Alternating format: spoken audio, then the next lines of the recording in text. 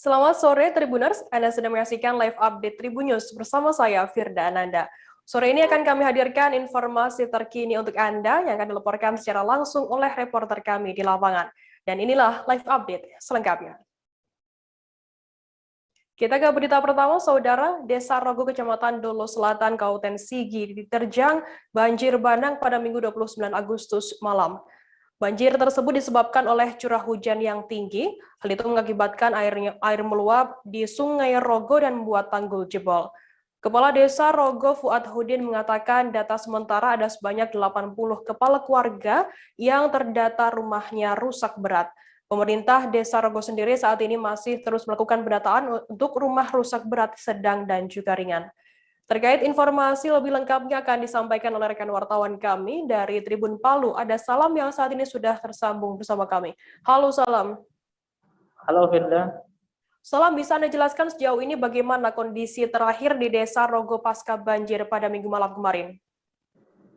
Baik Firda, bahwasanya kondisi Desa Rogo saat ini sudah dapat dilalui kendaraan baik roda 2 maupun roda 4. Selain itu juga sejumlah relawan dari berbagai lembaga kemanusiaan juga sudah turun baik membantu masyarakat membersihkan rumahnya dari material kayu dan lumpur akibat banjir bandang Minggu malam. Juga kami sampaikan bahwasanya dari Pangkalan TNI Angkatan Laut Palu sudah mendirikan posko kesehatan di lokasi bencana banjir bandang di Desa Rogo tersebut, Firda. Kemudian apa upaya dari pemerintah baik Kabupaten Sigi maupun Provinsi Sulawesi Tengah dalam penanganan banjir di Desa Rogo ini?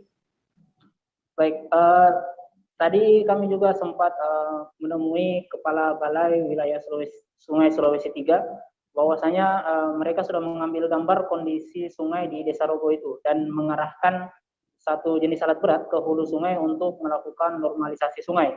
Selain itu juga untuk membersihkan sisa-sisa material baik pasir, lumpur, dan batang pohon yang berada di sepanjang aliran sungai di Desa Rogo tersebut. BWS Sulawesi 3 itu juga akan melaporkan terkait banjir ini ke Dirjen, serta akan membahas apakah rencananya dibangun sabodam seperti di Desa Poi, desa tetangga dari Desa Rogo ini, atau hanya akan melakukan normalisasi biasa di Desa Rogo tersebut, Firda. Kemudian berdasarkan pantauan Anda dan informasi yang Anda himpun di lapangan, bagaimana saat ini apa yang dibutuhkan oleh masyarakat desa setempat? Baik, untuk masyarakat sendiri itu saat ini membutuhkan pakaian layak pakai, makanan siap saji, dan air bersih untuk keperluan minum maupun membersihkan rumahnya masing-masing akibat banjir, Firda. Kemudian para warga masyarakat desa di Desa Rogo ini, mereka diungsikan kemana oleh pemerintah setempat? Baik, menurut Kepala Desa Rogo, Fuad, mengatakan bahwasanya untuk sementara korban banjir bandang yang berada di Dusun 1 di Desa Rogo ini akan ditempatkan di hunian sementara yang berada di desa tetangga, yakni di Desa Pulu, Firda. Baik, Tribuners, tadi jurnalis kami juga melakukan wawancara dengan Kepala Desa Rogo, Fuad Hudin, dan Kepala Balai Wilayah Sungai Sulawesi 3, Taufik. Berikut liputannya untuk Anda.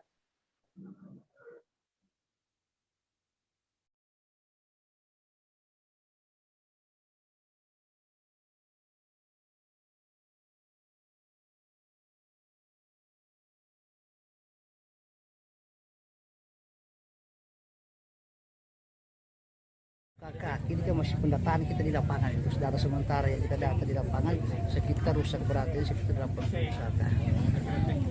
Itu 80 kakak rusak berat ya? Rusak berat, iya. Kalau yang rusak ringan? Rusak ringan masih dalam pendataan.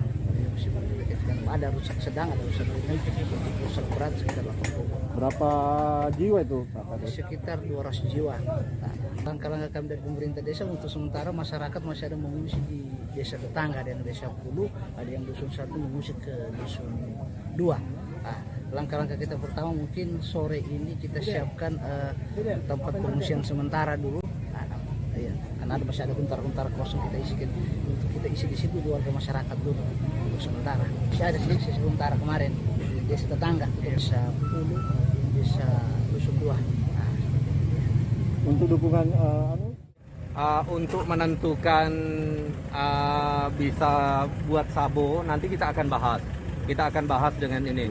Yang perlu kita lakukan sekarang, bagaimana kalau ada banjir susulan ini sudah tidak mengancam warga. Itu dulu yang kita lakukan. Alat kami sudah ada dan kami sudah tinjau sampai jalan ke hulu tadi. Ada bendung di sini sekitar kurang lebih 2 km. Kami sudah sampai di sana mengambil gambar dan ternyata di atas itu ada semacam ada bangunan yang kira-kira kalau ada banjir susulan itu tanggul sebelah kanan, tanggul sungai sebelah kanan itu ada agak-agak kerendahan, dan kalau itu jebol itu lebih berbahaya dari yang yang terjadi tadi malam. Dari Sulawesi kita beralih ke Jawa Timur, Saudara. Suasana rumah Bupati Probolinggo Puput Tantriana Sari tampak sepi selesai terjaring operasi tangkap tangan KPK pada Senin 30 Agustus 2021. Pagar rumah dengan komponen kayu coklat juga tertutup rapat. Hanya terlihat seorang petugas kebersihan yang tengah menyiram tanaman di depan rumahnya. Di samping rumah, gedung lama kantor dinas koperasi terdapat sejumlah mobil dinas dan pribadi milik Bupati terparkir di halaman. Tantri, sahabat akrab Bupati, dikabarkan terjaring OTT KPK atas dugaan jual beli jabatan. Suaminya, Hasan Aminuddin, yang menjabat anggota DPR RI dari fraksi Partai Nasdem, dikabarkan juga turut ditangkap oleh KPK. Untuk mengetahui informasi lebih lengkapnya, sudah bergabung bersama kami wartawan dari surya.co.id, ada Danendra Kusuma yang ada di lokasi, yang saat ini sudah ada di lokasi. Halo Danendra, selamat sore. Selamat sore, Firda. Danendra, bisa Anda jelaskan bagaimana suasana atau kondisi terkini rumah dinas atau rumah pribadi dari Bupati Probolinggo ini? Ya, usai Bupati Probolinggo Puput Tantriana Sari tertangkap OTT KPK, suasana rumah dinas maupun rumah pribadi di Jalan Ahmad Yani, Kota Probolinggo tampak sepi, tidak ada aktivitas apapun di dalam rumah. Sedangkan di luar rumah hanya ada satu petugas kebun yang sedang membersihkan dan menyiram tanaman. Begitu. Kemudian, Danendra, bagaimana untuk penjelasan dari warga sekitar saat terjadinya OTT KPK di rumah dari Bupati ini? Ya, menurut salah satu keterangan warga, pada pukul 3 dini hari, Senin tadi, ketika dia melintasi pribadi Bupati Tantri, seorang warga itu melihat ada sejumlah mobil dan bis yang sedang terparkir di depan rumah tersebut. Lalu beberapa detik dia tidak bisa melintas karena jalan Ahmad Yani ditutup sementara oleh petugas. Selang beberapa menit kemudian dia baru bisa melintas di jalan tersebut. Begitu rekan Tantri. Danendra, untuk update informasi terbaru terkait OTT KPK dari Bupati Probolinggo ini, saat ini seperti apa informasinya? Ya, saya sudah berusaha mengonfirmasi di beberapa jajaran Pemkab, mereka memilih bungkam, Firda. Soal nama-nama siapa saja yang ikut terjaring OTT dan juga bagaimana proses pelayanan masyarakat atau roda pemerintahan di Kabupaten Probolinggo juga belum ada tanggapan dari sejumlah jajaran Pemkab. Begitu, Firda. Baik, terima kasih wartawan dari surya.co.id Danendra atas laporan Anda. Selamat bertugas kembali. Kita beralih ke informasi selanjutnya, Saudara. Progres pembangunan gedung Sekretariat Provinsi Kaltara di Jalan Agatis, Tanjung Selor mencapai 80%. Menurut pelaksana tugas Kepala Dinas Pekerjaan Umum, Perumahan Rakyat, dan Permukiman Datu Iman Suramenggala, pembangunan gedung khususnya untuk di tahun ini diperkirakan akan selesai Oktober atau November mendatang. Fokus pembangunan menyangkut pada pengerjaan mekanika elektrikal, meliputi pemasangan instalasi listrik pada gedung bertingkat dan pada tahap sipil serta arsitektur seperti pengerjaan struktur bangunan, landscape, dan interior bangunan. Untuk mengetahui informasi lebih lengkapnya, sudah bergabung bersama kami wartawan dari Tribun Kaltara. Ada Ilhami Faudi yang akan memberikan laporan lengkapnya untuk Anda. Halo, Faudi. Selamat sore, rekan Firda dan Tribun. Faudi, bisa Anda jelaskan apakah pembangunan ini terkendala karena adanya pandemi COVID-19? Baik, bisa kami laporkan bahwa pembangunan gedung Sekretariat Provinsi yang berada di Jalan Agatis Tanjung Selor hingga saat ini progresnya sudah mencapai 80%. progres pembangunan sendiri memang cukup terkendala oleh adanya pandemi COVID-19 karena beberapa anggaran sempat dilakukan refocusing. Namun berdasarkan target yang ada seharusnya pada tahun 2021 itu sudah dapat difungsionalkan. Karena adanya dampak dari pandemi COVID ini, gedung setinggi 4 lantai itu nantinya baru dapat diselesaikan atau difungsionalkan pada tahun 2022 mendatang. Rekan Firda. Rencananya, Faudia, kapan gedung sekretariat provinsi ini akan selesai? Kalau berdasarkan informasi dari pihak Dinas Pekerjaan Umum, memang sampai saat ini progresnya sudah di angka 80%. Tinggal nanti bagaimana proses penyelesaian tahap akhir, baik dari sisi struktur fisik bangunan maupun nanti di dalam interior bangunan gedung. Diperkirakan mulai tahun depan, mungkin di awal tahun 2022, gedung ini nantinya sudah dapat difungsionalkan. Begitu, Firda. Faudi, apabila nantinya pembangunan ini sudah selesai dilakukan begitu, apakah akan dimanfaatkan sebagai perkantoran apa saja nanti, Faudi? Baik, rekan Firda, sebagai provinsi termuda di Indonesia, memang Provinsi Kaltara ini belum sepenuhnya memiliki fasilitas gedung pemerintahan. Beberapa gedung dinas-dinas seperti Dinas Perhubungan ataupun Dinas Pertanian dan Ketahanan Pangan itu masih menyewa atau mengontrak bangunan gedung ruko di beberapa titik kota di Tanjung Selor. Nantinya setelah gedung sekretariat provinsi ini selesai dibangun, kantor-kantor dinas-dinas yang masih menempati gedung-gedung yang menyewa atau mengontrak di ruko-ruko nanti akan dipindahkan ke sini. Termasuk nanti gedung untuk yang biasanya digunakan sebagai lokasi ujian komputer assisted test atau CAT dari BKD Kaltara.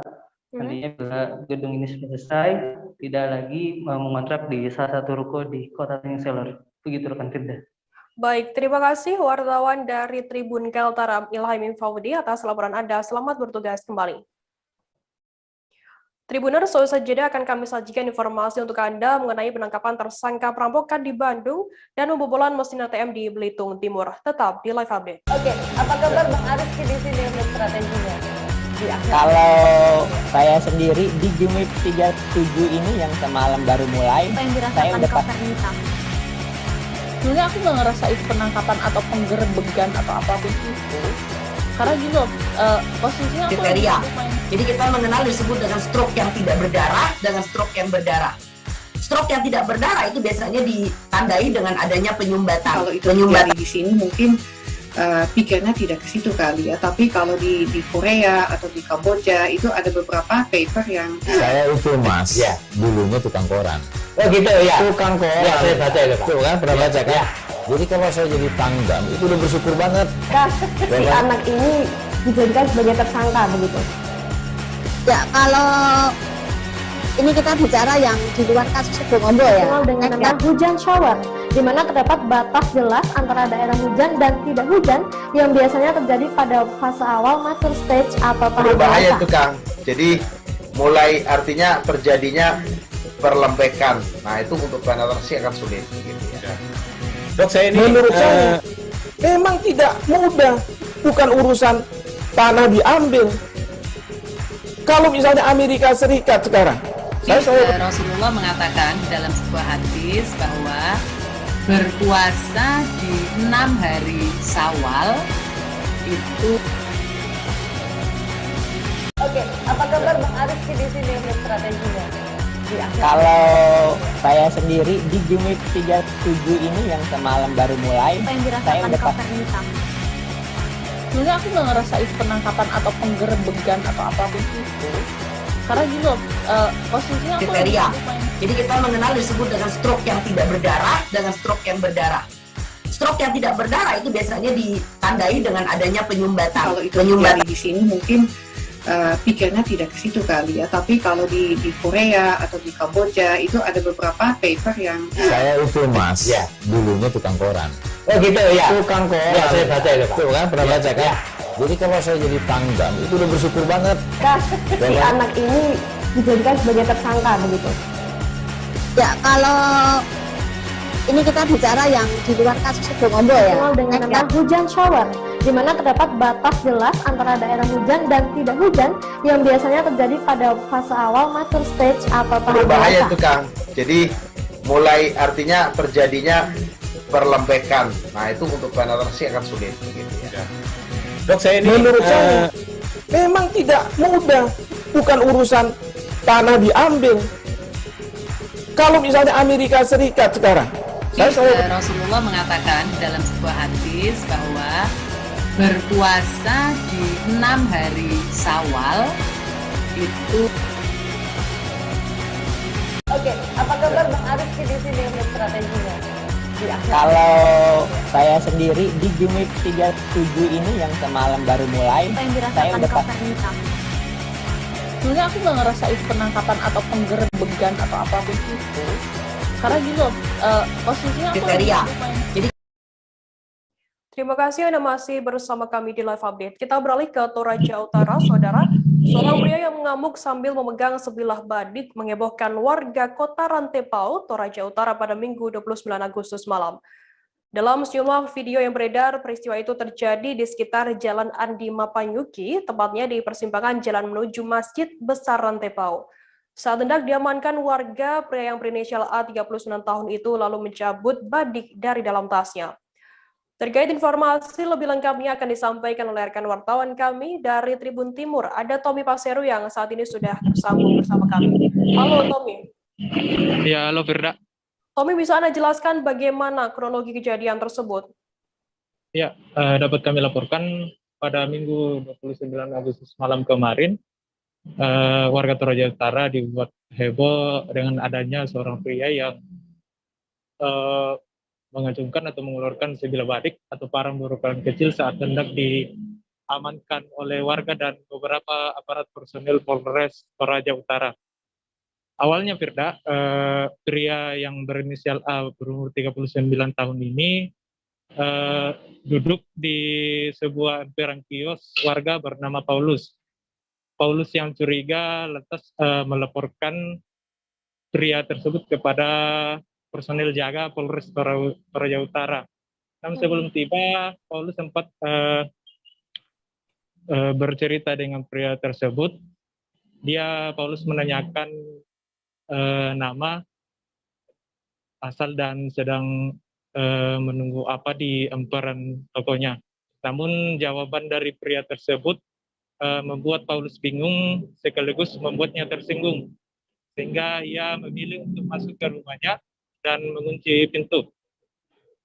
Sekitar pukul 21.00 WITA, akhirnya dua personil dari Polres Toraja Utara tiba di depan toko Paulus dan hendak memanggil pria tersebut. Namun saat mendekati dua aparat personil Polres Toraja Utara, pria tersebut langsung menghunus badik dari dalam tasnya dan mengacungkannya kepada kedua personil Polres Toraja Utara. Firda. Kemudian seperti apa upaya dari pihak kepolisian terkait adanya pria yang mencabut badik tersebut, yang ngamuk tersebut? Ya, saat personil Polres Toraja Utara tiba di TKP, pria tersebut sudah dikepung oleh beberapa warga.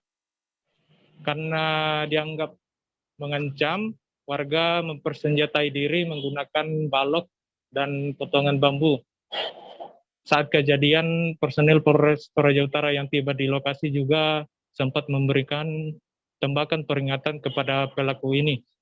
Setelah beberapa saat berupaya, akhirnya warga bersama personil Polres Toraja Utara berhasil melumpuhkan pria tersebut.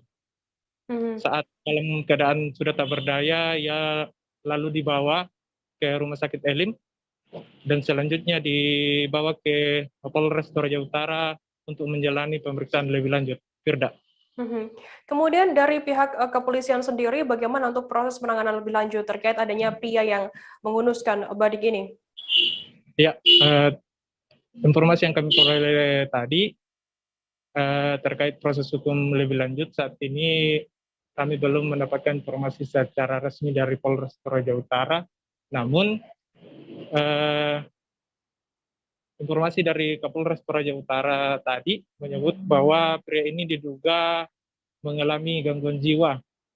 Namun untuk menguatkan dugaan tersebut, pihak Polres Toraja Utara akan memanggil ahli kejiwaan untuk memastikan dugaan tersebut. Polres Toraja Utara tidak ingin dugaan tersebut dianggap hanya alasan dari pihak kepolisian. Firda. Baik, Tribuners, tadi jurnalis kami juga melakukan wawancara dengan Kapolres Toraja Utara, KPP Yuda Wirajati Kusuma terkait hal ini. Berikut liputannya untuk Anda.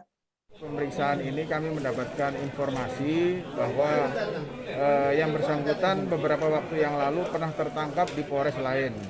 Dan pada saat itu dugaannya adalah yang bersangkutan adalah termasuk dalam ODGJ, orang dalam gangguan jiwa. Nah, kami berharap bahwa yang bersangkutan karena sudah ada dugaan seperti itu, saat ini kami mencoba untuk mencari ahli untuk menguatkan dari dugaan tersebut. Jangan sampai bahwa keterangan ODGJ ini hanya berdasarkan asumsi saja dari kepolisian, tetapi harus dibuktikan dengan ahli. Itu saja. Nah, kalau info ODGJ itu kan apakah dari keluarganya atau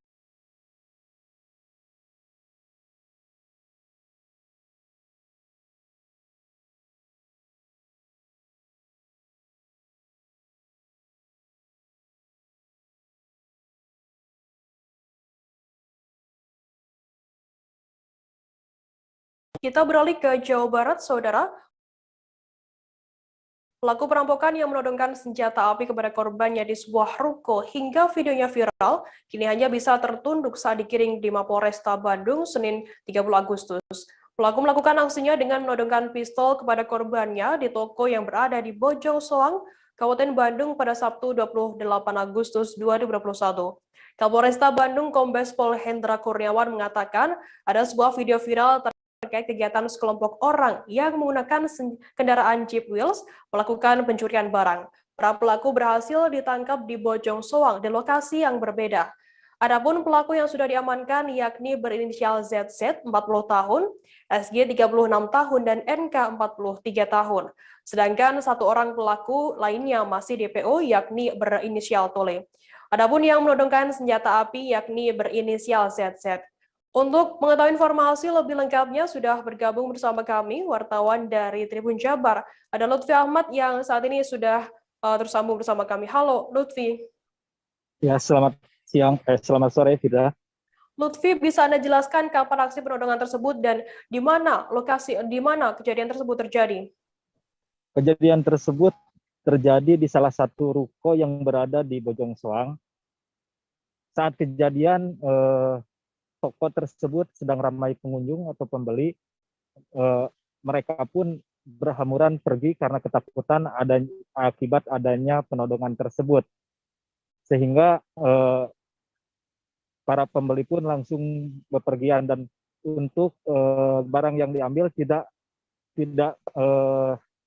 hanya berkisar sekitar Rp800.000, yaitu mereka mengambil 1 dus rokok dan 1 dus permen.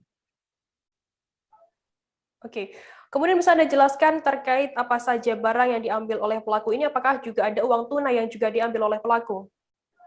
Uang tunai untuk uang tunai yang diambil hanya yang diberikan oleh petugas toko. Namun mereka tidak merangsak masuk ke dalam untuk mengambil paksa, tapi mereka hanya mengambil paksa 1 dus rokok dan 1 dus permen. Lutfi, kemudian apa saja barang bukti yang diamankan oleh pihak kepolisian dan apakah pelaku ini juga sempat bagaimana untuk ancaman hukumnya begitu? Ya, barang bukti setelahnya diselidiki dan ditindaklanjuti oleh jajaran Polresta Bandung. Jajaran Polresta Bandung berhasil mengamankan barang bukti beberapa pucuk senjata api, rakitan, airsoft gun, dan beberapa ratus amunisi, sekitar 250 amunisi atau peluru yang berukuran berbeda. Untuk hukumannya sendiri terancam 12 tahun penjara karena diterapkan pasal berlapis, yakni pencurian dengan kekerasan dan pasal darurat kepemilikan senjata api. Lutfi, bisa Anda jelaskan terkait ancaman hukuman yang diberikan kepada pelaku seperti apa?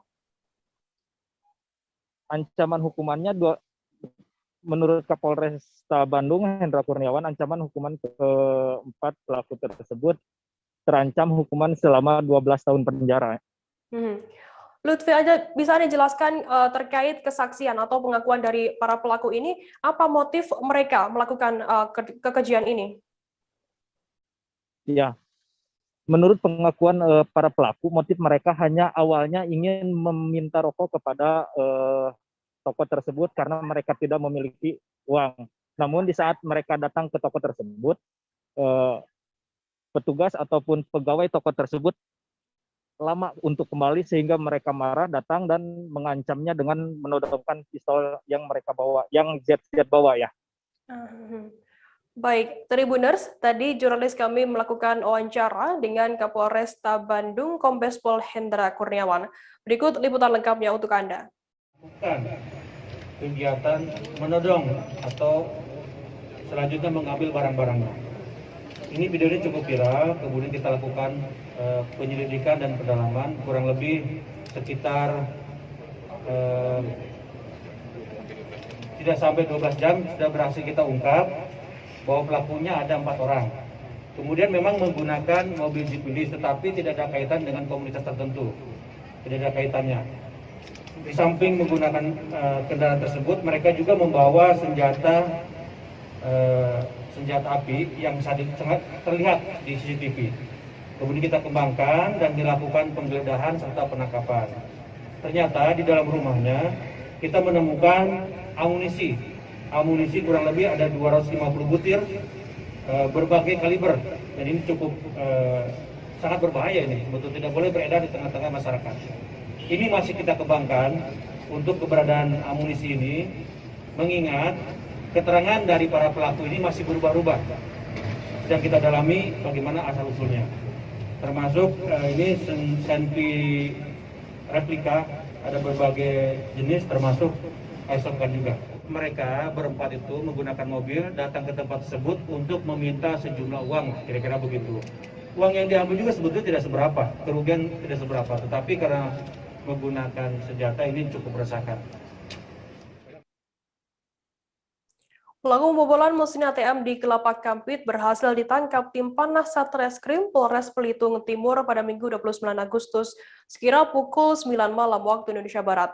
Pelaku berjumlah 2 orang ditangkap di 2 lokasi yang berbeda, yaitu di kawasan Pasar Hatta Tanjung Pandan dan Perumnas Desa Pelompang Jaya. Kasat Reskrim Polres Belitung Timur AKP Dedi Nuari mengatakan kamera CCTV yang ada di ATM tidak terlalu jelas sehingga harus bekerja ekstra untuk mendapatkan ciri-ciri pelaku. Setelah diamati dan melakukan penyelidikan, polisi menemukan ciri-ciri pelaku dari pakaian yang dipakai. Kedua pelaku diketahui bernama Eloyen, 22 tahun, dan Ujang Setiawan, 23 tahun. Saat ditangkap, kedua pelaku sempat melakukan perlawanan sehingga pihak kepolisian menembak bagian kaki pelaku. Terkait informasi lebih lengkapnya akan disampaikan oleh rekan wartawan kami dari ada Brian Bimantoro yang akan memberikan laporan lengkapnya untuk Anda. Halo Brian. Halo Firda. Brian, bisa Anda jelaskan bagaimana kronologi awal kejadian ini?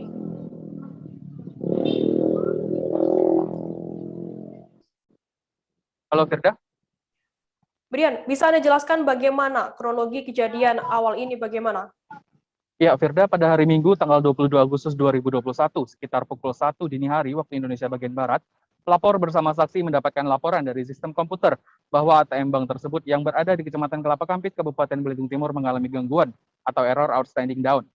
Lalu sekitar pukul 3:30 waktu Indonesia Barat, pelapor dan saksi tiba di lokasi kejadian di Desa Pembaharuan, dan setibanya di tempat tersebut mesin ATM dan lampu penerangan sudah dalam keadaan mati. Kemudian saksi menghidupkan KWH untuk menghidupkan listrik kembali, dan setelah dilakukan pengecekan, pelapor dan saksi melihat kondisi mesin ATM sudah rusak dan terbuka, namun untuk penyimpanan uang masih tertutup. Saat diperiksa tidak ada uang yang berhasil dicuri. Atas kejadian tersebut, pelapor melaporkan kepada Polsek setempat untuk dilakukan penyelidikan lebih lanjut. Kemudian Brian, bagaimana dari pihak kepolisian sendiri ini bisa menemukan pelaku? Baik, Firda, atas laporan pelapor dan saksi, tim panah Satreskrim Polres Belitung Timur langsung melakukan olah TKP dan menemukan beberapa petunjuk. Dari kamera CCTV, terlihat ada 2 orang pelaku yang melakukan tindak pidana tersebut. Kasareskrim Polres Belitung Timur, AKP Dedi Nuari, didampingi KBO Sareskrim, Ibda M. Rohli Hanafi, mengungkapkan salah satu petunjuknya yaitu pakaian pelaku yang dipakai saat melakukan aksinya. Pakaian tersebut sedang ngetren di kalangan pemuda setempat sehingga memudahkan melakukan pencarian atas pelaku. Karena gagal membobol mesin ATM, 2 pelaku juga diketahui mencuri motor di sekitar TKP. Motor inilah yang juga jadi petunjuk kepolisian menemukan pelaku.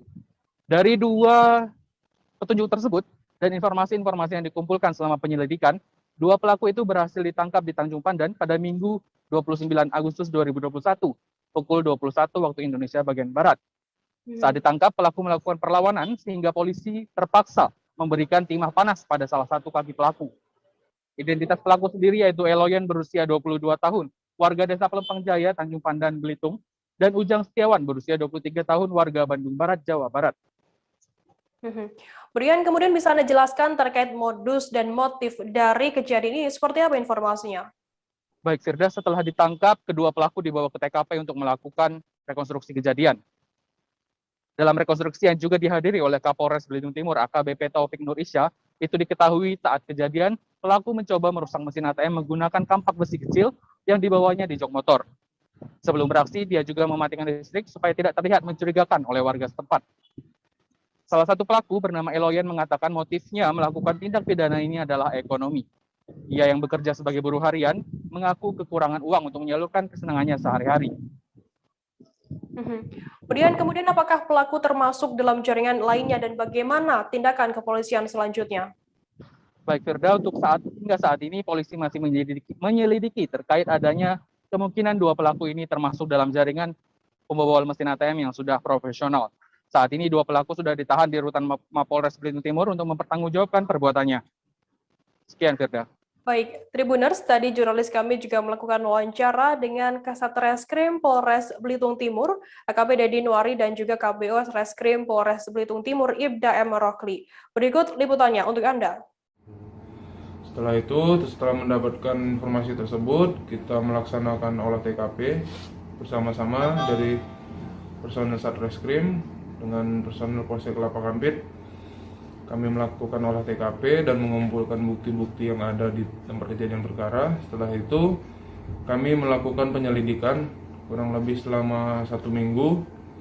Kemudian pada hari Minggu kami mendapatkan informasi bahwasanya ada diduga pelaku yang melakukan pengerusakan ATM tersebut berada di Kabupaten Belitung, yaitu di Kecamatan Tanjung Pandan.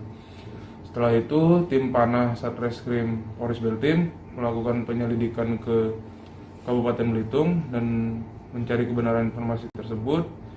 Dan setelah itu, pelaku yang pertama diamankan di kediamannya. Pelaku yang pertama ini inisialnya OY yang dibonceng pada saat pelaksanaan percobaan pembongkaran ATM tersebut. Setelah itu kami melakukan penyelidikan lebih lanjut, kemudian kami mengamankan juga sekitar pukul 21.00 pelaku inisial US alias W di kediamannya di Kecamatan. Tribuners, kita akan jeda sejenak. Kami akan menyajikan informasi menarik untuk Anda selesai ini. Tetap. Apa kabar Bang Arifki di sini untuk strateginya? Kalau saya sendiri di Jumip 37 ini yang semalam baru mulai, saya udah sebenarnya aku nggak ngerasa itu penangkapan atau penggerebegan atau apapun itu, karena gitu posisinya kriteria. Jadi kita mengenal disebut dengan stroke yang tidak berdarah dengan stroke yang berdarah. Stroke yang tidak berdarah itu biasanya ditandai dengan adanya penyumbatan. Kalau itu terjadi di sini mungkin pikirnya tidak ke situ kali ya, tapi kalau di Korea atau di Kamboja itu ada beberapa paper yang saya itu mas, ya dulunya tukang koran. Oh gitu ya, tukang koran. Ya saya baca ya Pak. Tuh kan pernah baca kan? Ya. Jadi kalau saya jadi pangdam itu udah bersyukur banget. Si anak ini dijadikan sebagai tersangka begitu. Ya kalau ini kita bicara yang di luar kasus Bongombo ya. Dengan nama hujan shower. di mana terdapat batas jelas antara daerah hujan dan tidak hujan yang biasanya terjadi pada fase awal mature stage atau tahap berbahaya dewasa. itu Kang. Jadi mulai artinya terjadinya perlembekan. Nah itu untuk penetrasi akan sulit. Gitu ya. Dok, saya ini menurut saya memang tidak mudah. Bukan urusan tanah diambil. Kalau misalnya Amerika Serikat sekarang, Rasulullah mengatakan dalam sebuah hadis bahwa berpuasa di 6 hari Syawal itu. Oke, apa kabar Bang Arifki di sini untuk strateginya? Kalau saya sendiri di Jumip 37 ini yang semalam baru mulai, saya udah Sebenarnya aku nggak ngerasa itu penangkapan atau penggerebegan atau apapun itu, karena gitu posisinya aku kriteria. Jadi kita mengenal disebut dengan stroke yang tidak berdarah dengan stroke yang berdarah. Stroke yang tidak berdarah itu biasanya ditandai dengan adanya penyumbatan. Kalau itu terjadi di sini mungkin pikirnya tidak ke situ kali ya, tapi kalau di Korea atau di Kamboja itu ada beberapa paper yang saya itu Mas, ya, dulunya tukang koran. Oh gitu ya, tukang koran. Ya, saya baca itu Pak. Tuh kan, pernah baca kan? Ya. Jadi kalau saya jadi pangdam itu udah bersyukur banget. Si anak ini dijadikan sebagai tersangka begitu. Ya, kalau ini kita bicara yang di luar kasus Subang Ombo ya. Dengan nama hujan shower, di mana terdapat batas jelas antara daerah hujan dan tidak hujan yang biasanya terjadi pada fase awal mature stage atau tahap berbahaya dewasa. itu Kang. Jadi mulai artinya terjadinya perlembekan. Nah itu untuk penetrasi akan sulit. Gitu ya. Dok, saya ini menurut saya memang tidak mudah. Bukan urusan tanah diambil. Kalau misalnya Amerika Serikat sekarang, Rasulullah mengatakan dalam sebuah hadis bahwa berpuasa di 6 hari Syawal itu. Oke, apa kabar Bang Arifki di sini untuk strateginya? Kalau saya sendiri di Jumip 37 ini yang semalam baru mulai, saya udah Sebenarnya aku nggak ngerasa itu penangkapan atau penggerebegan atau apapun itu, karena gitu posisinya kriteria. Jadi kita mengenal disebut dengan stroke yang tidak berdarah dengan stroke yang berdarah. Stroke yang tidak berdarah itu biasanya ditandai dengan adanya penyumbatan. Kalau itu terjadi di sini mungkin pikirnya tidak ke situ kali ya, tapi kalau di Korea atau di Kamboja itu ada. Terima kasih Anda masih bersama kami di Live Update. Kita beralih ke informasi selanjutnya, Saudara. Ratusan massa keluarga korban pembunuhan bocah perempuan 4 tahun memaksa masuk di pintu kantor Pengadilan Negeri Sumeneb Senin 30 Agustus. Pasalnya mereka ingin mendengar langsung pada jadwal sidang ketiga kasus pembunuhan seorang korban bernama Selvi Nur Indasari asal Desa Tambak Agung Ares, Kecamatan Ambunten yang ditemukan tewas dalam sumur tua pada Rabu 21 April lalu. Massa mulai merangsek masuk ke dalam ruang sidang, namun petugas penjaga pintu dan dari kepolisian Polres Sumeneb menjaga dan menutup pintu masuk. Sayangnya massa tetap tidak bisa masuk ke dalam kantor PM Sumeneb dengan alasan pandemi COVID-19 masih berlangsung dan sidang ketiga kasus pembunuhan bocah perempuan itu masih berlangsung secara daring. Untuk mengetahui informasi lebih detailnya sudah bergabung bersama kami wartawan dari Tribun Madura. Ada Ali Hafid yang akan memberikan laporan lengkapnya untuk Anda. Halo Ali. Siap. Ali, bisa Anda jelaskan apa tujuan sebenarnya warga ini datang ke PN Sumeneb? Baik, pada pagi tadi sekitar pukul 10 ada ratusan massa warga dari Kecamatan Ambunten, Kabupaten Sumeneb, ini dari keluarga korban bernama Selvi Nur Indasari, bocah perempuan 4 tahun yang diduga dibunuh oleh keluarganya sendiri. Tujuannya adalah kedatangan massa ini untuk mengawal kasus dari bocah tersebut. Kasus korban ini sudah masuk pada sidang ketiga di Pengadilan Negeri Kabupaten Sumeneb. Ini sudah masuk pada sidang ketiga. Tujuan yang paling utama adalah untuk benar-benar mengawal majelis hakim dan juga jaksa penuntut umum bagaimana memberikan keadilan yang seadil-adilnya kepada terdakwa.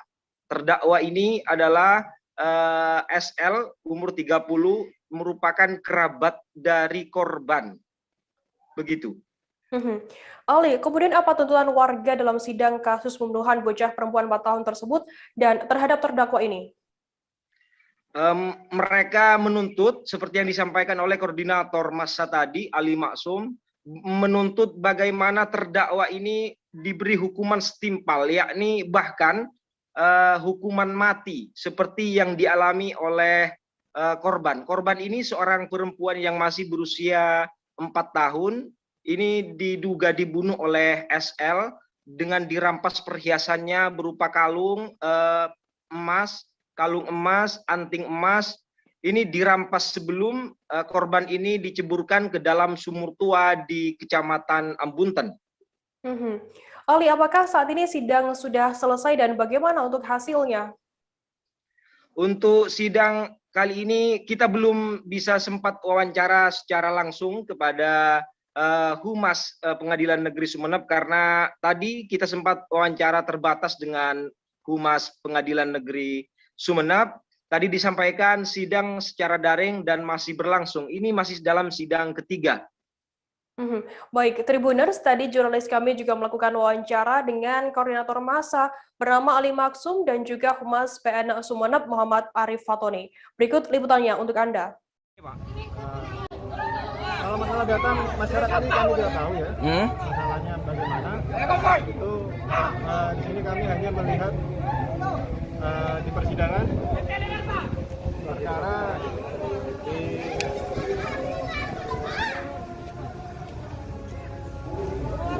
di sini terdakwa didakwa oleh dakwaan alternatif ke-1, terdakwa melanggar pasal 50 KUHP, atau kedua terdakwa melanggar pasal 380 ayat 3 Undang-Undang Nomor 35 Tahun 2015 itu ya, tentang perlindungan anak.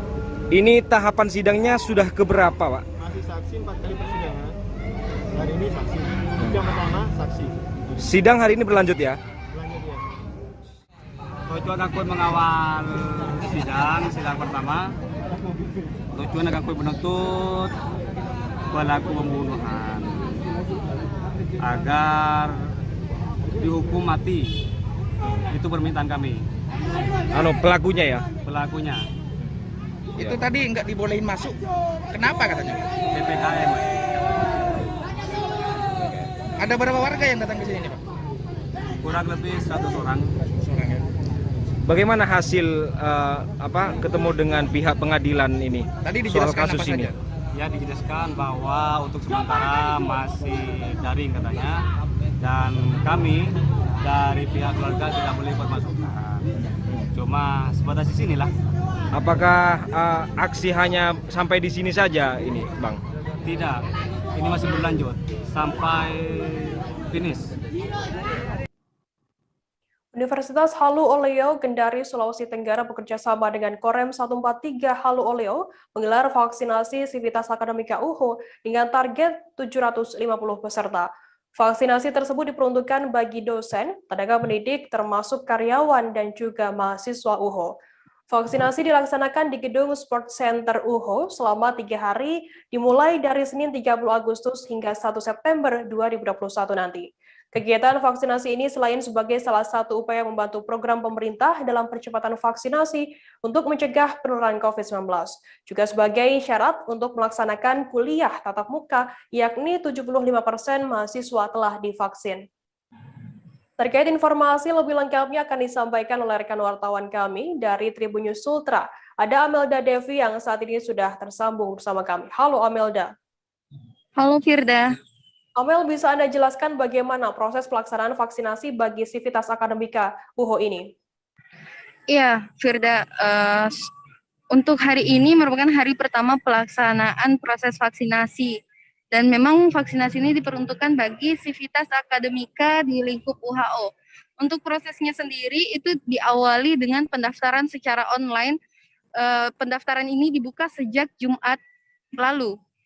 Kemudian pelaksanaan hari ini perharinya dibagi menjadi 2 sesi. Karena total target adalah sebanyak 750 peserta, jadi per hari dilaksanakan sebanyak 250 peserta dengan pelaksanaannya dibagi 2 sesi. Sesi pertama sebanyak 125 dimulai dari pukul 8 hingga 11.30 dan dilanjutkan untuk sesi kedua di pukul 1 hingga 4 sore tadi. Kemudian peserta lanjut mengantri dengan masih menerapkan protokol kesehatan, mengantri dan mengisi registrasi, kemudian masuk di meja tensi, melakukan screening dan penginputan data seperti pelaksanaan vaksinasi seperti biasanya, kemudian divaksin.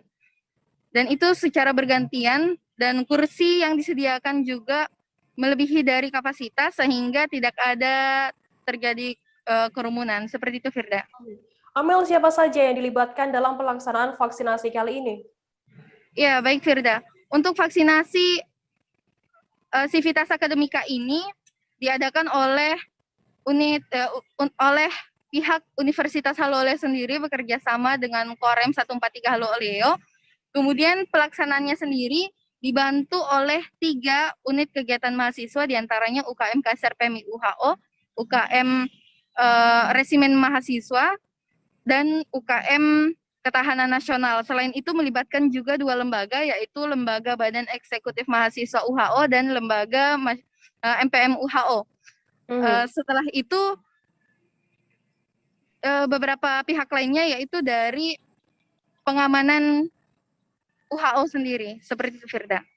Amel, kemudian bagaimana untuk tanggapan dan rencana ke depan dari pihak UHO sendiri maupun dari pihak Korem 143?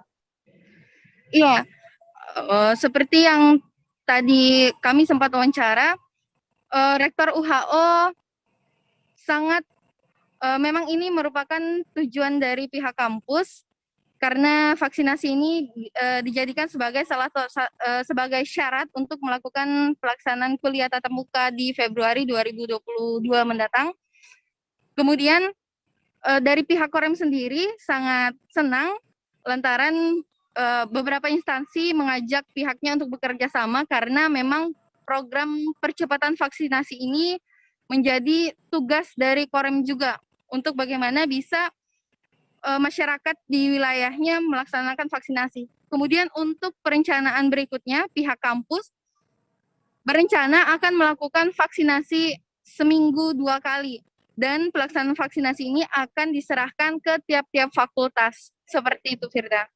Baik, Tribuners, tadi jurnalis kami juga melakukan wawancara dengan Komandan Korem 143 Halu Oleo Kendari Brigjen TNI Jani Aldrin Siahaan dan juga Rektor Universitas Halu Oleo Profesor Dr. Muhammad Zamrun Firihu. Berikut liputannya untuk Anda.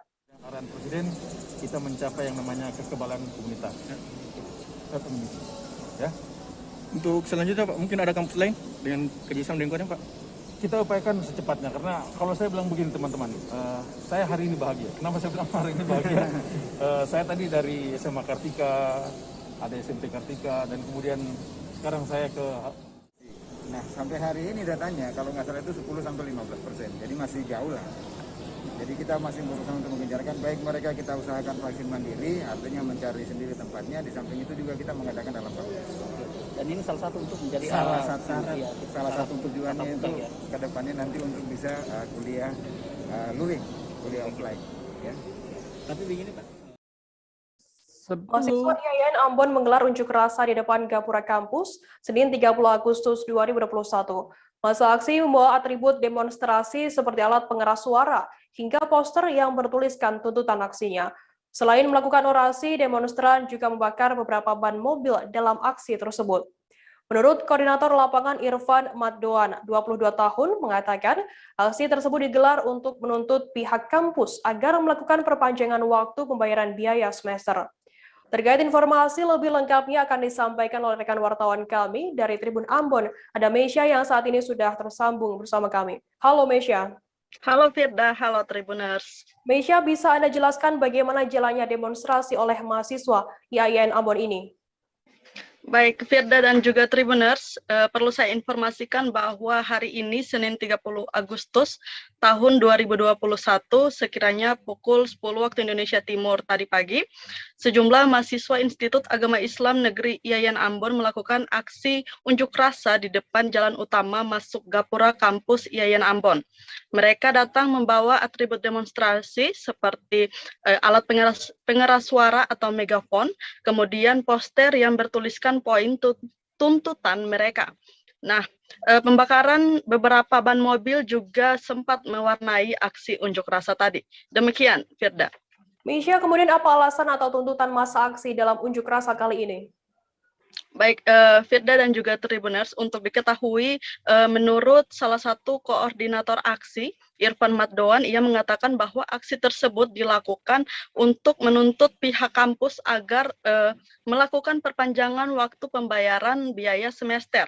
Mengingat saat ini Indonesia dalam kondisi pandemi COVID-19, di mana penghasilan orang tua para mahasiswa ini juga menurun akibat pandemi COVID-19 ini. Nah, mereka mengharapkan pihak kampus bisa memahami situasi pandemi yang saat ini sementara melanda kota Ambon, Indonesia termasuk kota Ambon. Demikian, Firda. Misha, kemudian bagaimana pihak kampus sendiri merespon adanya aksi yang dilakukan oleh mahasiswanya ini? Baik, Firda dan juga Tribuners, berdasarkan informasi yang dihimpun oleh tribunambon.com, diketahui usai melakukan aksi unjuk rasa, pihak kampus melakukan kesepakatan bersama dengan pihak demonstran. Nah, di mana para mahasiswa diberikan kelonggaran pembayaran hingga 10 September 2021. Padahal sebelumnya rentang waktu pembayaran biaya semester bagi mahasiswa Yayan Ambon yakni mulai 1 Agustus 2021 hingga 31 Agustus 2021 besok. Artinya poin tuntutan mereka didengar oleh pihak kampus. Sekian yang dapat saya laporkan, Firda. Baik, terima kasih wartawan Tribun Ambon, Misha, atas laporan Anda. Sehat selalu, selamat bertugas kembali. Tribuners, selesai jeda kami akan kembali dengan informasi menarik lainnya. Tetap di Live Update. Oke, apa kabar Bang Ariski di sini untuk strateginya?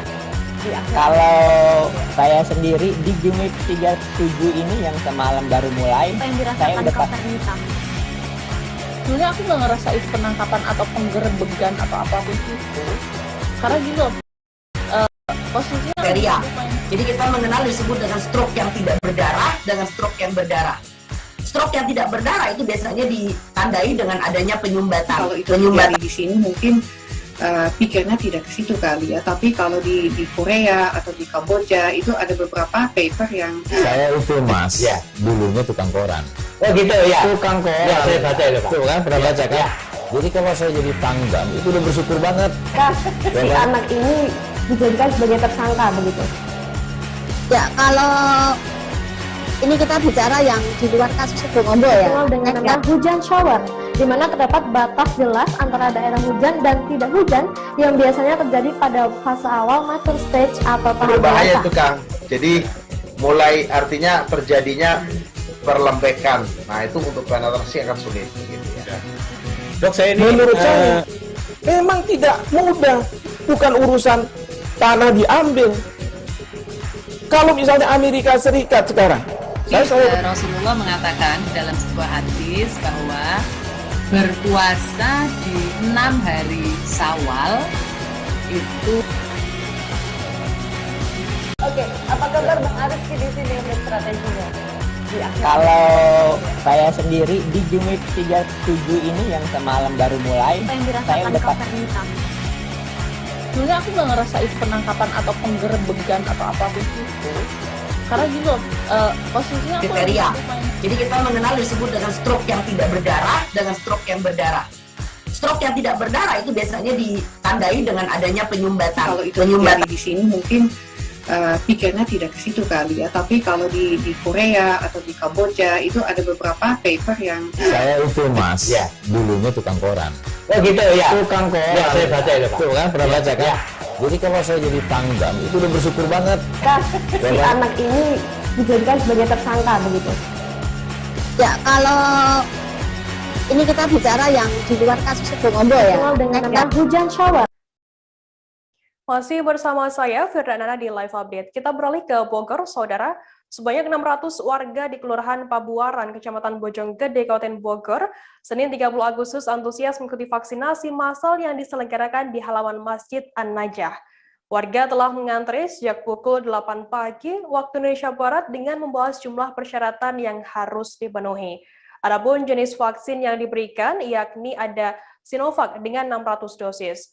Seorang peserta vaksin bernama Juanda mengaku bangun lebih pagi agar bisa terlebih dahulu mendapatkan suntikan vaksin. Terkait informasi lebih lengkapnya sudah ada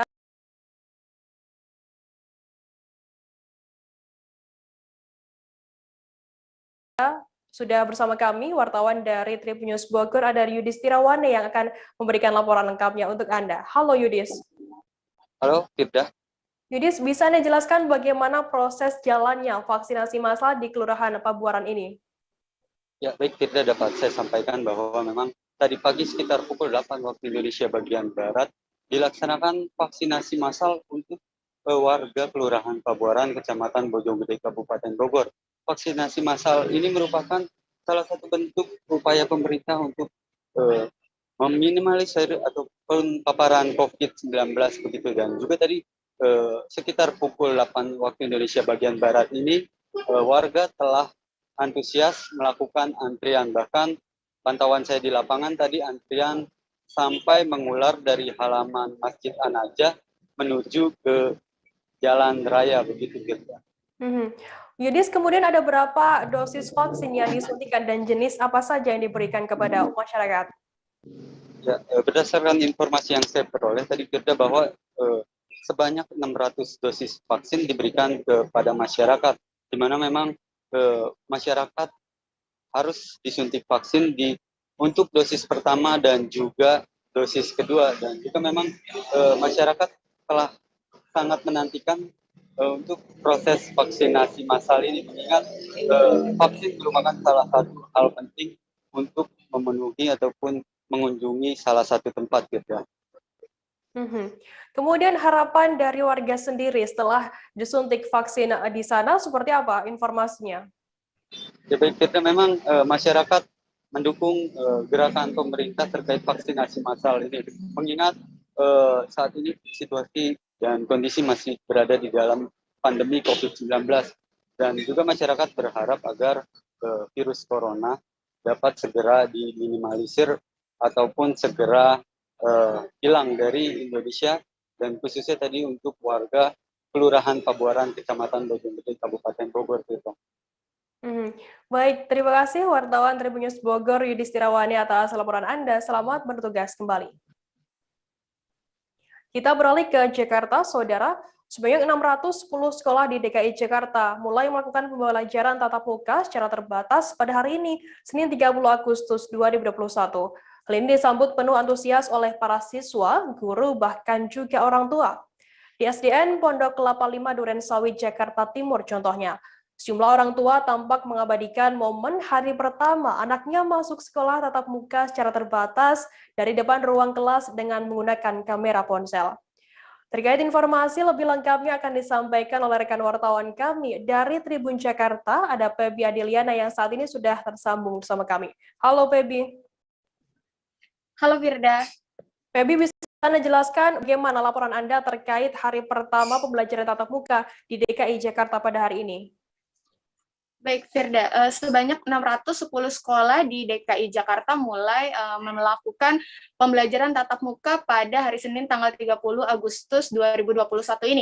Nah, 610 sekolah tersebut tercantum dalam SK Dinas Pendidikan DKI Jakarta nomor 883 tahun 2021 tentang penetapan satuan pendidikan yang melaksanakan pembelajaran tatap muka terbatas pembelajaran campuran tahap 1 pada masa PPKM ini, begitu Firda. Di mana dalam pengaturannya sendiri telah ditentukan sejumlah protokol terkait pelaksanaannya, mulai dari protokol kesehatan yang hingga mekanisme berjalannya sekolah tatap muka tersebut. Nah, hal ini rupanya disambut oleh sejumlah siswa, guru, hingga orang tua murid. Nah, di SDN Pondok Kelapa 5 Durensawit, Jakarta Timur ini, sejumlah orang tua tampak mengabadikan momen hari pertama anak-anak masuk sekolah tatap muka secara terbatas dari depan ruang kelas, begitu Firda. Nah, momen ini diabadikan khususnya pada orang tua murid siswa kelas 1 begitu sebelum bel berbunyi. Nah, memang diketahui SDN Pondok 805 Jakarta Timur ini memang merupakan salah satu sekolah yang menerapkan pembelajaran tatap muka dengan metode blended learning begitu maksud kami, di mana 50% mengikuti pembelajaran jarak jauh dan sebagian lainnya mengikuti pembelajaran tatap muka di sekolah, mengingat protokol kesehatan tetap harus dilakukan secara ketat begitu Firda. Nah, adapun pembelajaran ini memang diikuti oleh siswa kelas 1 dan kelas 4, sementara kelas lainnya mendapatkan giliran masuk pada hari berikutnya, yaitu di hari Rabu dan Jumat. Nah, memang di lokasi berbeda begitu, PTM ini juga digelar di SDN Kelapa II Wetan 02 Jakarta Timur dan SMKS 17 Agustus 1945 2 Jakarta yang ada di Jakarta Selatan, Firda.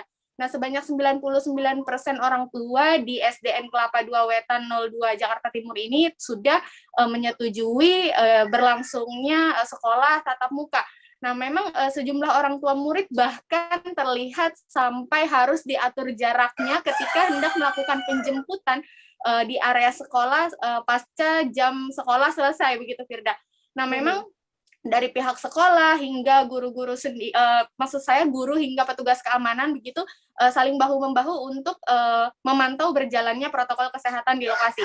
Nah, sejumlah siswa juga mengaku sangat senang untuk di sekolah SMKS 17 Agustus 1945 2 Jakarta. Nah, siswa ini saking antusiasnya bahkan mereka mengaku menjadi lebih rajin dan bersemangat ketika mengikuti sekolah tatap muka jika dibandingkan dengan pembelajaran jarak jauh yang sebelumnya sudah dilaksanakan, begitu Firda. Feby, kemudian berdasarkan pertemuan Anda di lokasi, adakah kendala mungkin yang ditemukan dalam pelaksanaan pembelajaran tatap muka terbatas di DKI Jakarta?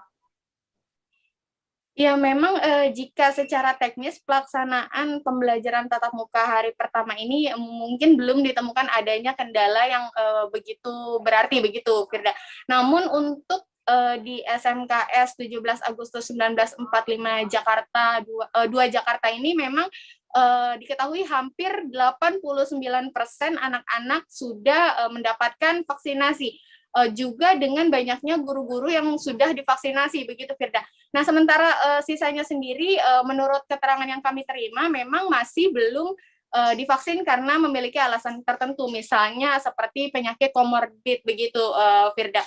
Nah, memang dalam pengaturannya sendiri setiap anak nantinya akan mendapatkan giliran jadwal setidaknya 1 kali dalam 1 minggu untuk melakukan pertemuan tatap muka di sekolah. Nah, selebihnya anak-anak juga tetap akan mengikuti metode pembelajaran jarak jauh dari rumah sesuai dengan pengaturan yang sudah diberikan oleh Dinas Pendidikan, begitu.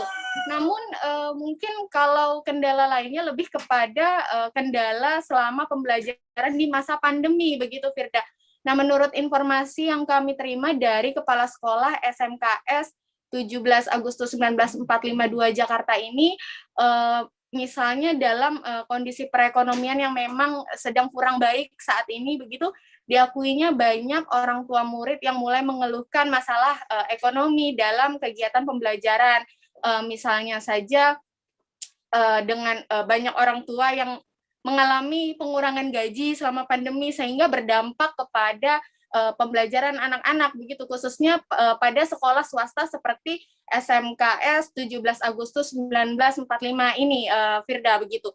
Nah, misalnya saja ada beberapa anak yang mungkin terkendala dalam pembayaran SPP, begitu, atau juga dengan terbatasnya alat pembelajaran ketika melakukan pembelajaran jarak jauh dari rumah, sebut saja handphone, begitu Firda.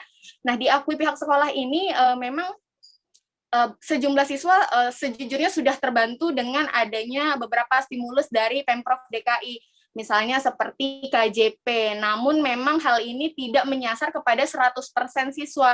Artinya masih ada, meskipun hanya sebagian kecil, masih ada beberapa siswa yang merasa dampak yang begitu berat dari pandemi ini terhadap proses pembelajaran, begitu Firda. Nah, kemudian juga hal ini yang kemudian menjadi perhatian khusus dari pihak sekolah. Nah, disebutkan dari Kepala Sekolah SMKS 17 Agustus 1945 2 Jakarta, Winarno, begitu, memang pihak sekolah juga sudah memfasilitasi siswa yang terkendala melaksanakan PJJ atau pembelajaran jarak jauh selama pandemi ini. Misalnya seperti tidak memiliki handphone pribadi, di mana pihak sekolah kemudian membantu untuk memfasilitasi, meminjamkan handphone tersebut sebagai alat untuk pembelajaran selama proses pembelajaran jarak jauh berlangsung, begitu, Firda. Baik, terima kasih wartawan dari Tribun Jakarta, Febi Adeliana, atas laporan Anda. Sehat selalu, selamat bertugas kembali. Kita beralih ke informasi selanjutnya, Saudara. Ratusan nelayan di Kelurahan Binangan, Kecamatan Mamuju, mogok melaut pada Senin 30 Agustus 2021. Mereka tidak melaut karena tidak diberikan surat persetujuan berlayar dari pengawasan perikanan Mamuju.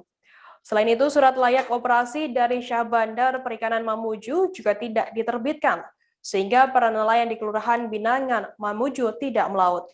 Untuk informasi lebih lengkapnya sudah bergabung bersama kami, wartawan dari Tribun Sulbar. Ada Fahrun Ramli yang akan memberikan laporan lengkapnya untuk Anda. Halo Fahrun. Halo Firda.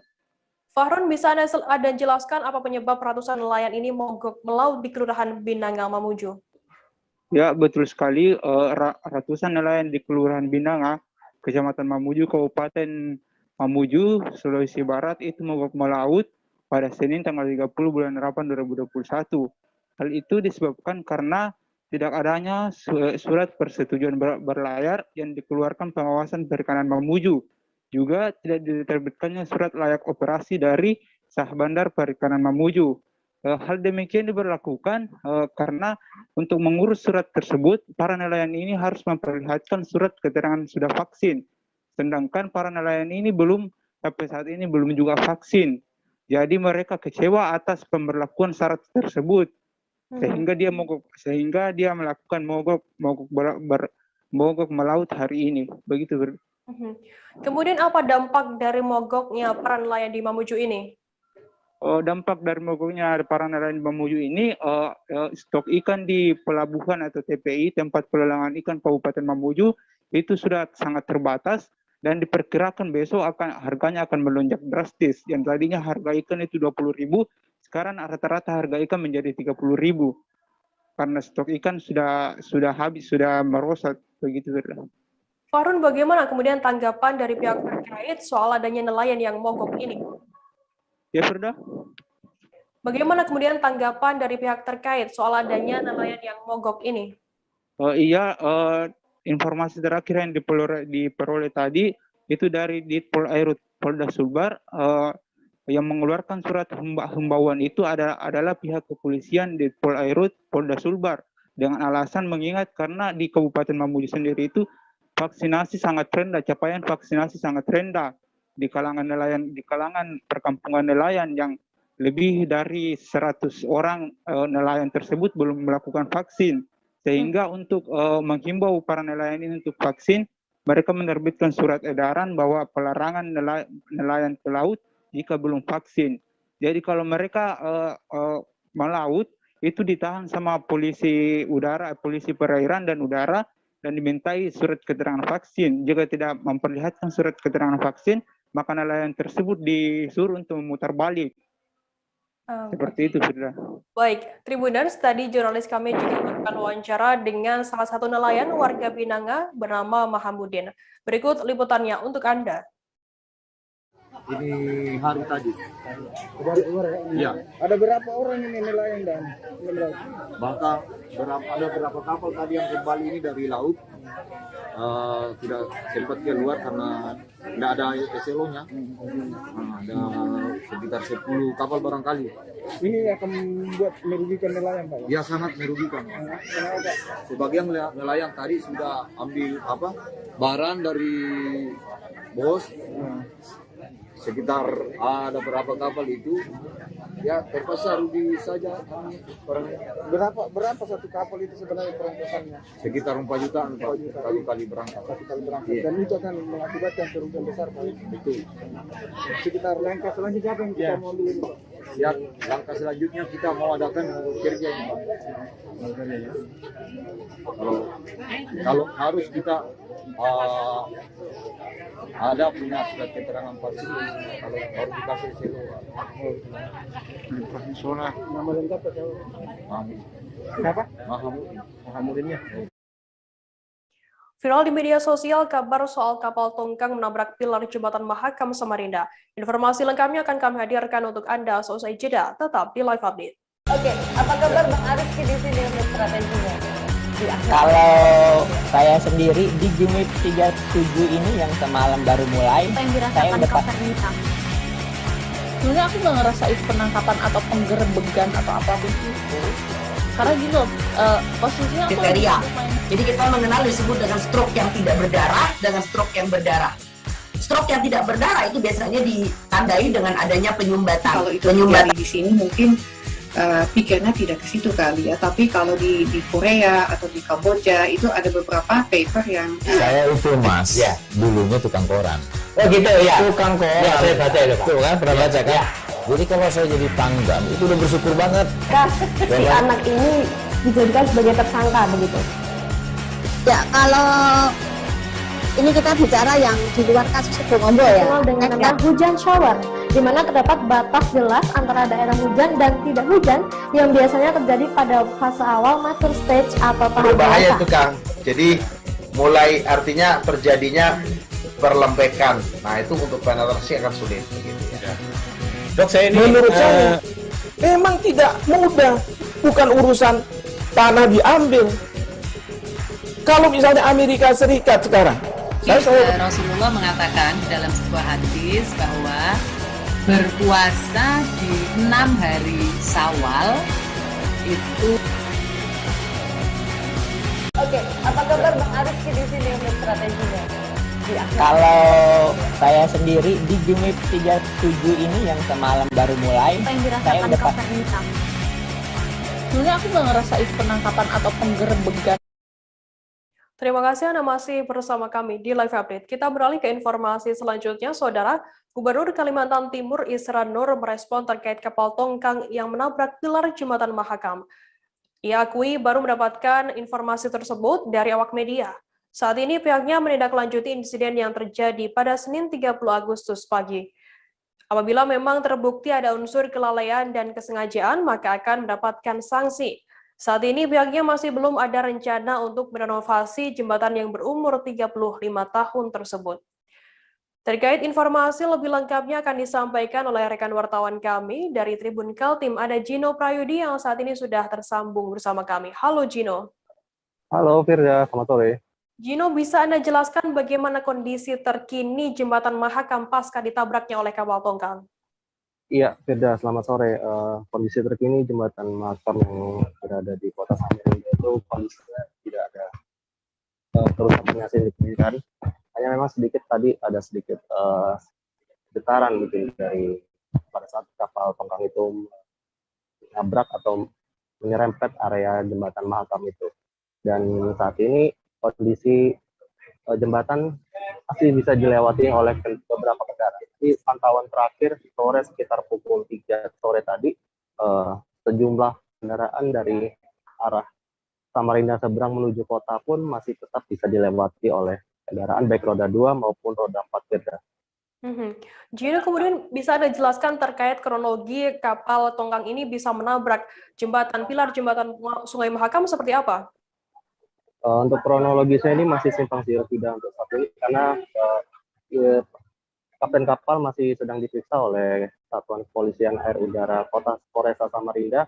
Namun dari beberapa sumber mengatakan itu karena kapal penarik tugboat yang membawa tongkang yang digunakan mengangkut batu bara itu lepas, sehingga kapal tugboat itu terbawa arus hingga menuju ke arah jembatan Mahakam Firda.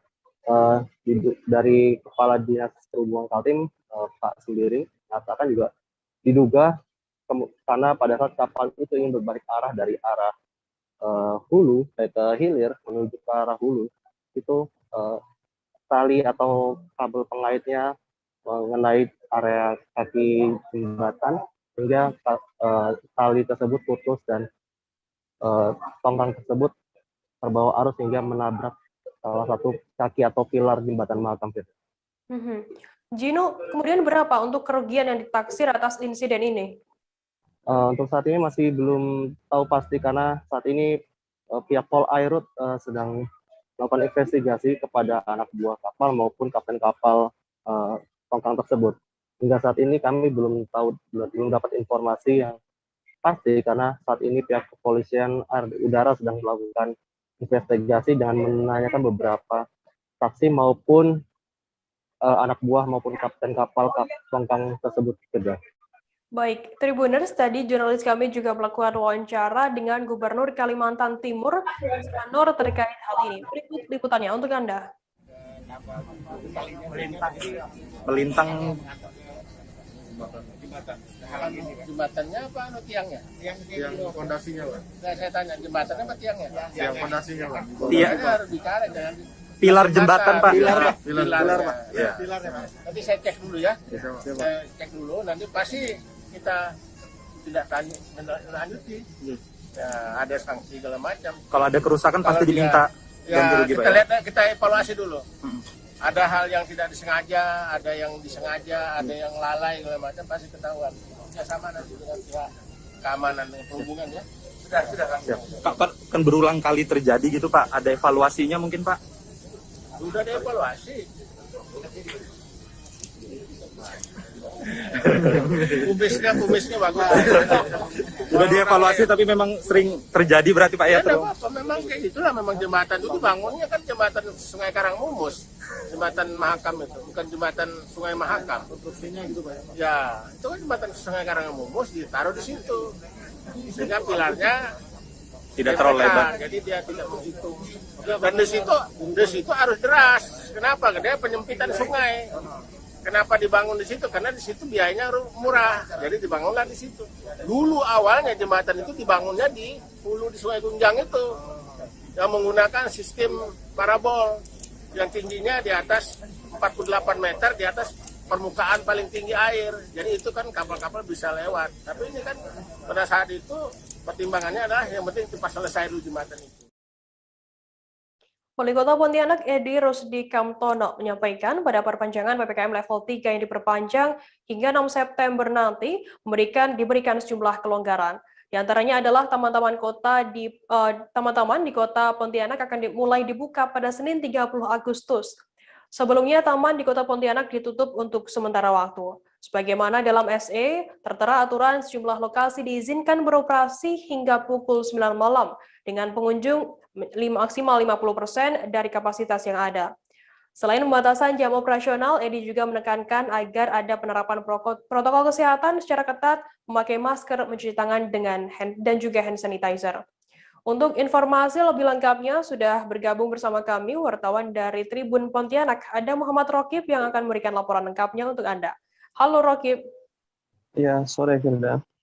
Rokib, bisa Anda jelaskan bagaimana informasi mengenai perpanjangan PPKM level 3 di Kota Pontianak?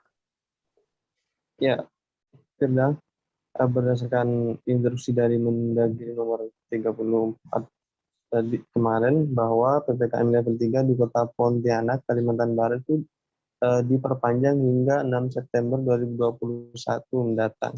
Nah, pada perpanjangan PPKM level 3 ini ditindaklanjuti dengan surat edaran Wali Kota Pontianak, di mana dalam surat edaran tersebut juga tertera beberapa kelonggaran-kelonggaran kegiatan atau aktivitas masyarakat yang dilaksanakan di Kota Pontianak. Dan satu diantaranya yaitu beberapa taman dan tempat hiburan juga sudah mulai dibuka di Kota Pontianak.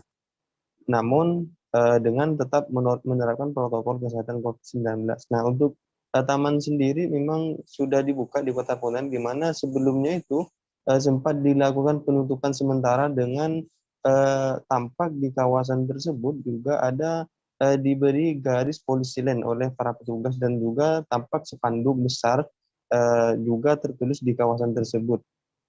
Namun kali ini karena ada penurunan kasus COVID-19 di Kota Pontianak sudah landai, baik di Rusunawa itu sudah saat ini sudah tidak ada lagi pasien yang dirawat di sana, sehingga beberapa kelonggaran tersebut diterapkan di Kota Pontianak seperti itu, Firda. Rokib, bagaimana berdasarkan pantauan Anda di lokasi, seperti apa suasana terkini di taman-taman yang ada di Kota Pontianak saat ini?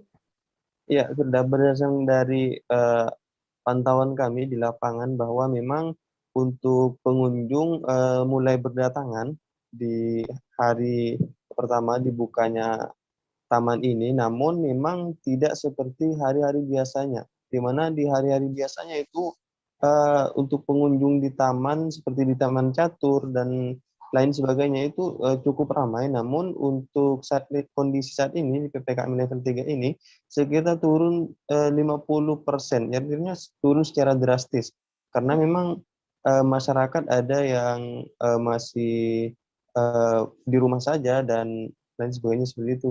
Ada. Rokib, seperti apa untuk teknis pengawasan pada PPKM level 3 di Kota Pontianak saat ini? Nah, untuk teknis pengawasan di lapangan maupun di tempat-tempat umum seperti tempat hiburan dan taman ini, nah di sini khusus di taman ini, Taman Catur ini ada memang petugas yang berjaga standby seperti itu, yaitu dalam satu hari itu ada sekitar 6 orang petugas yang dibagi secara 3 shift. Nah, di situ ketika menemukan warga yang tidak melepas masker atau biasanya hilap melepas masker, petugas langsung memberikan teguran melalui pengeras suara. Kemudian jika memang warga masih abai prokes atau masih melepas masker, petugas langsung memberikan teguran secara lisan kepada warga yang berada di kawasan tersebut atau pengunjung yang ada di kawasan tersebut. Seperti itu, Firda.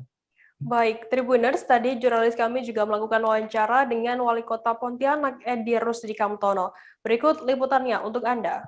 Taman-taman kita ada rencana untuk dibuka, tapi jumlah pengunjungnya kita harapkan tidak lebih dari 50%.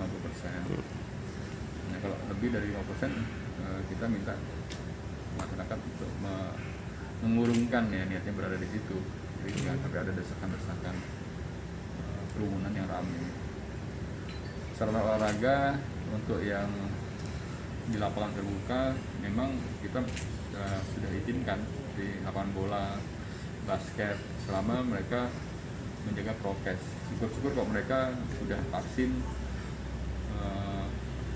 dan swab antigen minimal untuk mengetahui bahwa mereka sehat, tidak terkonfirmasi. Untuk taman tadi kapan rencana akan dibuka, Pak? Rencana kita hari Senin. Senin depan, Pak. Dan kalau untuk yang kolam renang itu, Pak? Ya, sarana olahraga tadi sebagian kan sudah buka kan. Lapangan bola, kolam renang juga nanti kita lihat ada nggak dampak terhadap penularan di area kolam ya. Tapi kalau juga itu bisa kita batasi 50% misalnya dari kapasitas, bisa aja kita buka nanti.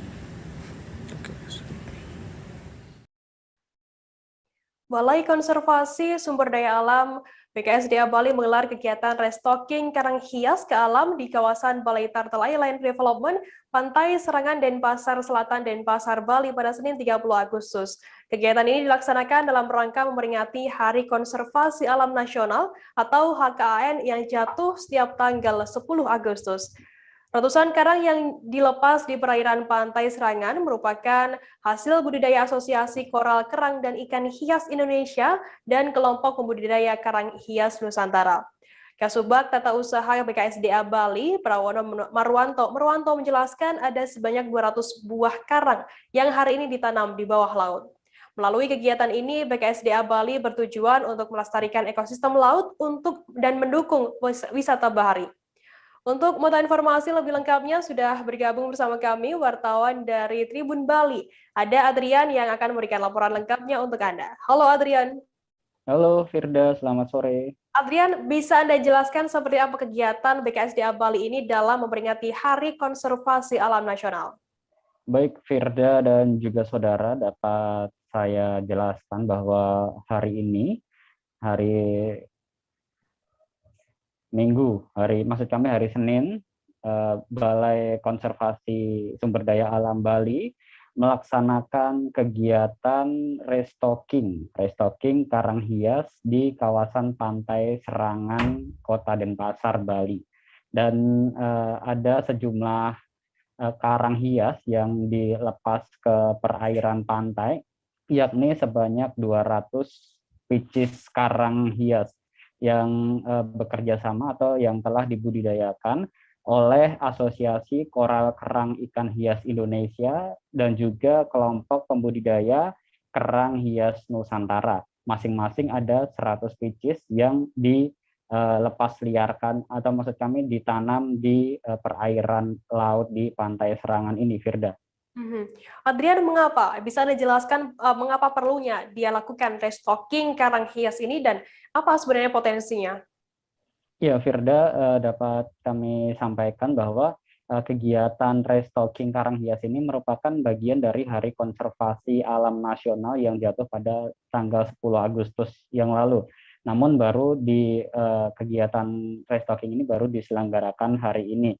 Akan tetapi tujuan utama dari kegiatan restocking ini adalah untuk kembali menjaga ekosistem dan tentunya menumbuhkan nantinya ke depannya akan berpotensi dimanfaatkan untuk wisata bahari, di mana kegiatan restocking atau penanaman karang atau juga nantinya akan menjadi terumbu karang ini akan berdampak pada ekosistem laut yang semakin bagus, termasuk juga terhadap iklim atau cuaca nantinya. Selain itu juga dampak lainnya adalah karang hias ini nantinya akan digunakan untuk kepentingan ekspor. Karena karang hias di Bali ini banyak peminatnya dari negara-negara di luar, Firda. Kemudian harapan dari BKSDA Bali dengan adanya kegiatan restocking karang hias ini seperti apa informasinya? Ya, tentunya kegiatan restocking karang hias ini diharapkan untuk memasyarakatkan konservasi alam secara nasional sebagai sikap hidup dan budaya, sebagaimana pencanangan Hari Konservasi Alam Nasional pada 10 Agustus yang memang tujuannya ini adalah living in harmony with nature, yakni kembali ke alam dan selaras dengan alam.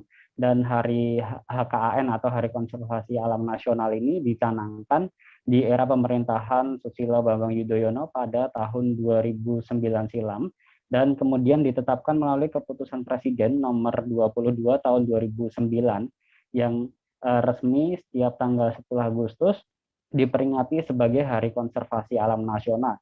Tentu saja kegiatan-kegiatan seperti ini harapannya untuk mengedukasi masyarakat supaya lebih aware, lebih sadar akan pentingnya menjaga ekosistem dan alam di sekitar kita. Firda. Baik, terima kasih wartawan dari Tribun Bali Adrian atas laporan Anda. Selamat bertugas kembali. Tribuners, informasi tadi sekaligus menutup perjumpaan kita dalam live update hari ini. Untuk memperbarui informasi Anda, saksikan terus live update setiap hari di seluruh kanal YouTube dan Facebook Tribun Network. Masih di tengah pandemi, kami terus mengingatkan Anda untuk selalu menerapkan protokol kesehatan dimanapun Anda berada. Saya, Firdananda, wakil kru yang bertugas, pamit undur diri. Terima kasih dan sampai jumpa. Jangan lupa like, subscribe,